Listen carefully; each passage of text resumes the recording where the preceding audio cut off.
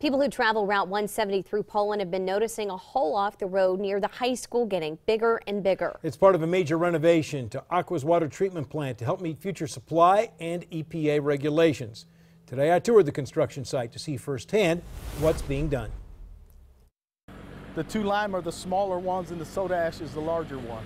George Guinness, production manager at Aqua's water treatment plant, was referring to the three large silos, now part of the landscape, along Route 170 in Poland. We are making a $12 million upgrade to our water treatment facility here in Poland Township.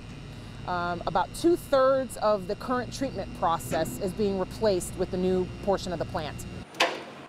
Adjacent to the silos is a hole 50 feet deep where today we found carpenters with the Columbus-based Kokosing Industrial Company building 3 new clarifier tanks to improve the settling process. Over the last month or two, we've made this excavation, shored up the walls here to keep the operation going here at the plant. I think Ohio EPA has really stepped up as far as regulating water utilities, and we wanted to respond to that immediately. I think Aqua Ohio has stepped up there, and I think proof's in the pudding.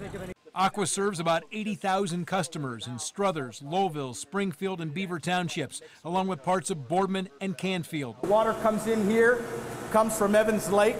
The tour also included the current plant, parts of which will be renovated and still used.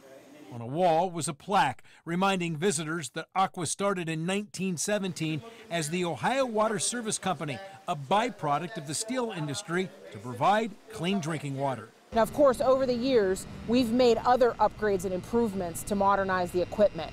But we knew that this was on the horizon, that we were going to have to upgrade other parts of the plant. And so this has been a planned project for some time now.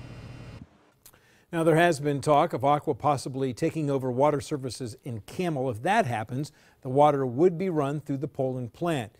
It'll be big enough to handle any future demands. The new plant should be operational by this time next year.